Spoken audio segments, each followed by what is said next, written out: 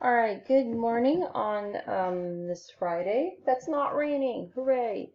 So we're going to talk about passive transport today. This is your third section of notes, so 10-3. It should be, I believe, on page 5. Oh, excuse me, page 7 of your binder if you're looking for it. But first things first, please complete this science starter. If you are doing your science starters on the computer, because everything's on the computer, you could totally snip a picture of this and then start labeling it if you want to get super fancy. I'll totally take printed science starters if you want to, just have computer work throughout. Or if you're doing it on paper, just a rough sketch, please, when you start labeling this guy. But the questions today are describe the difference between integral and peripheral proteins. Just give me the main difference between the two. There's only one real difference, and it involves the cell membrane, hint, hint. And then the other ones is labeling this picture with these vocab words that we learned yesterday. Now for this one, remember that this is cholesterol. Cholesterol adds strength to the cell membrane, so please just label cholesterol over here, or like this part adds strength. Whatever you want to do. So here are your little phospholipids. Let me get you started. This is a phospholipid. But yeah, go ahead and hit pause and you can totally do those. I'm going to continue on, so hit pause, do your science starter, and you can hit play when you're ready to move on.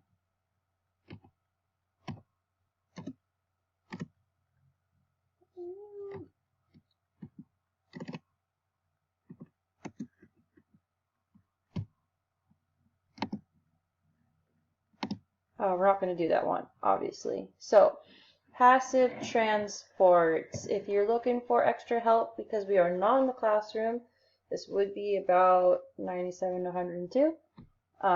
If you're taking a look at that. So here's your phospholipid bilayer. Here's your tails. Remember, it's tail to tail.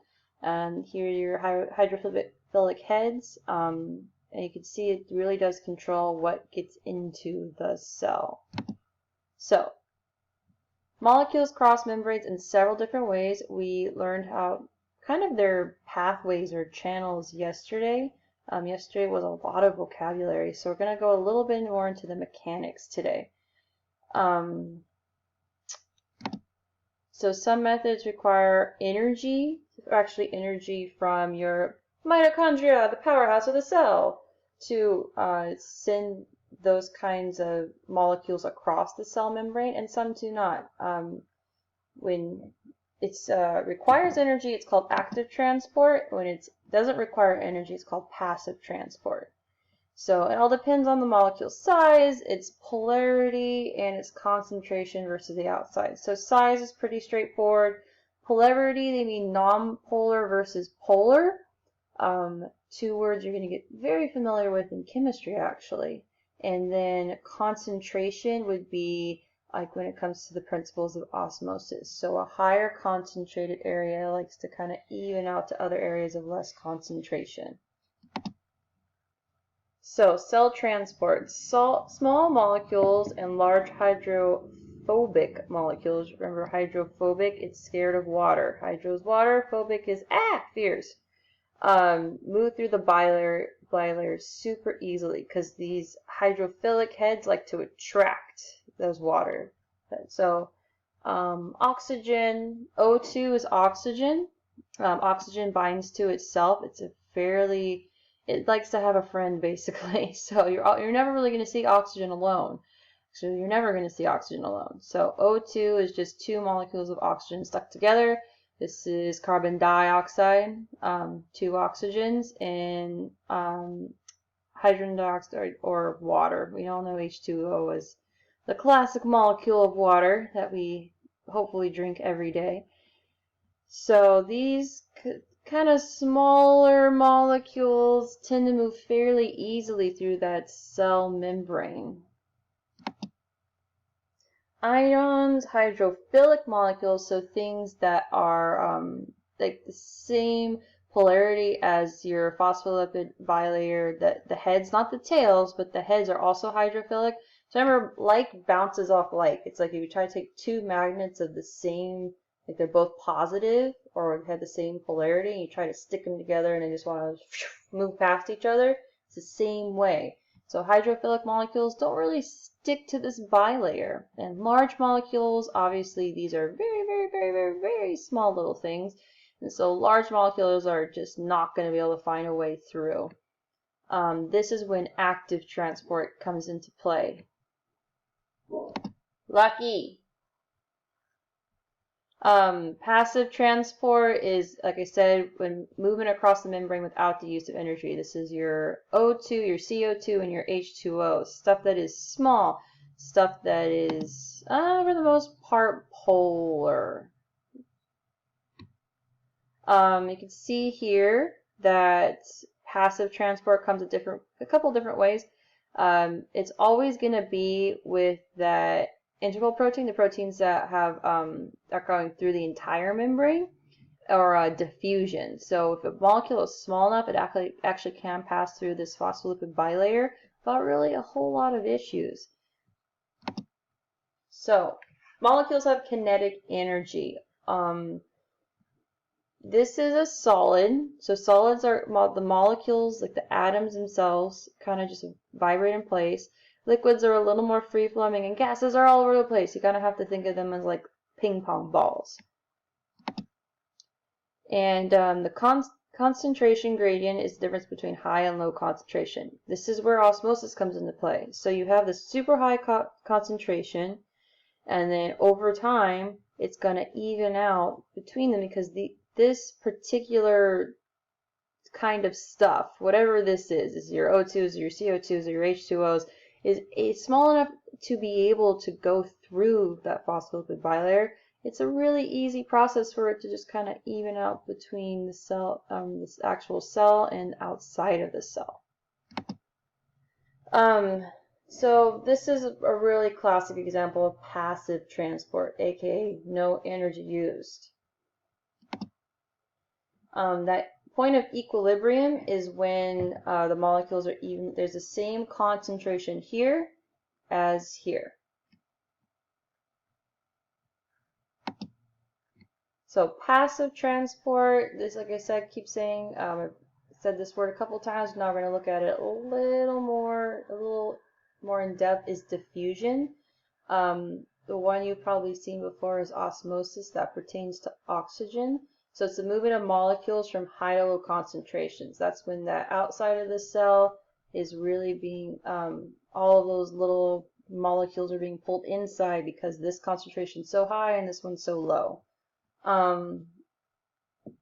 So solvent is something dissolved in something. Just heads up. That's a very basic example, but so if you look at this example here, you've got red food dye, and eventually evens out. So you might start with, like, when you put food dye in water, it comes out really, really dark and eventually disperses, and you'll have like a light pink fish bowl of water.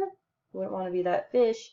And if you even have both, they actually spread out to mix. So you're going to have somewhere between yellow and red.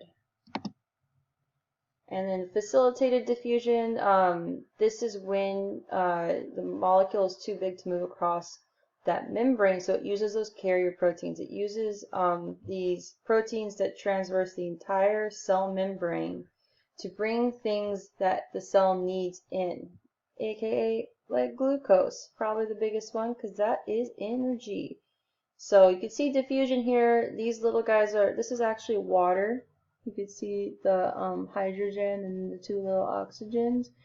Eventually you'll learn why the oxygens are so much smaller compared to the hydrogens, but that is a different class for a different day. So you can see they can just boop right on in. I'm not sure why these also look like oxygen, or is it, I think maybe the point is to have googly eyes on them, which is awfully cute. And it's using this protein to go back and forth. And that's facilitated diffusion. It's being facilitated by this protein. Ooh, I don't know why that's in there.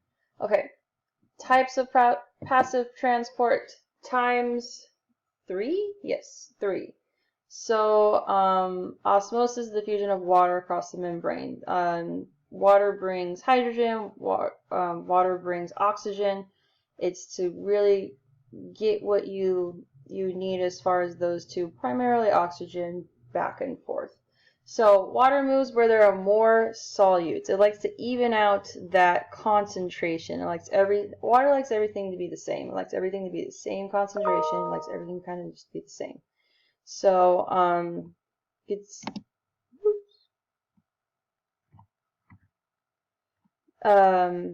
these red blood cells on an isotonic solution this is a normal cell. This hypotonic, meaning extra water. This is a plant cell. Cell walls, look. It can actually burst, but right now it's just really bloated. And then hyper. So hypo versus hyper is what you have to look at. Iso it's normal. Hyper, it's shriveled. So this is when your plant wilts and kind of like falls. It like drips down.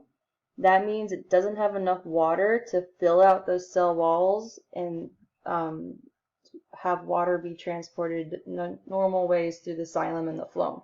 So that's why your plants shrink. They need water.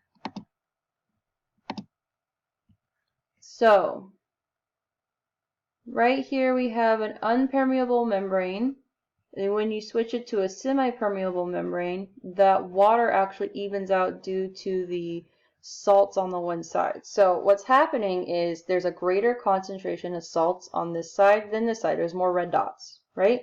And so because the water or the salts can't pass through this, right now it just is what it is. Now, a semi-permeable membrane, this membrane, it looks like only water can go through and not the salt, so it probably has small enough, tiny, tiny, tiny microscopic little holes that water will move, but the salts can't fit.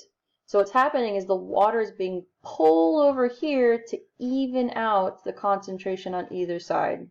You actually can do this at home with a couple different household things. I've done this before. It's interesting to see water literally being pulled against gravity due to these concentrations of salts to even out the concentration. I'll see if I can find a YouTube video or something you do at home.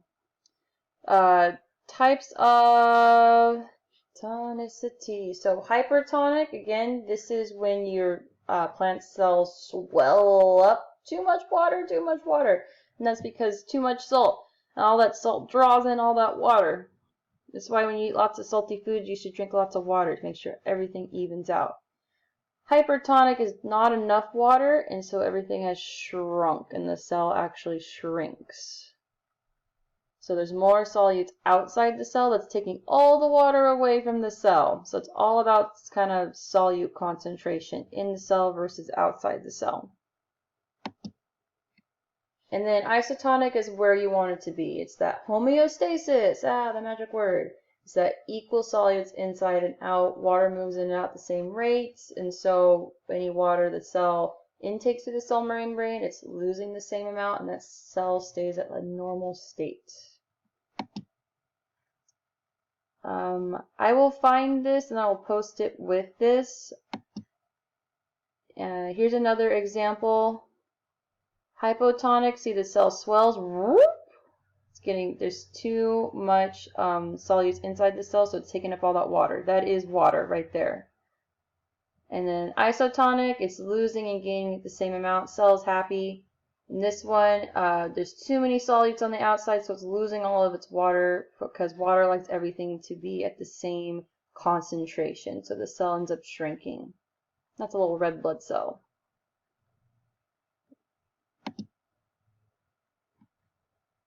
So here you can see sucrose is your basically ion in question.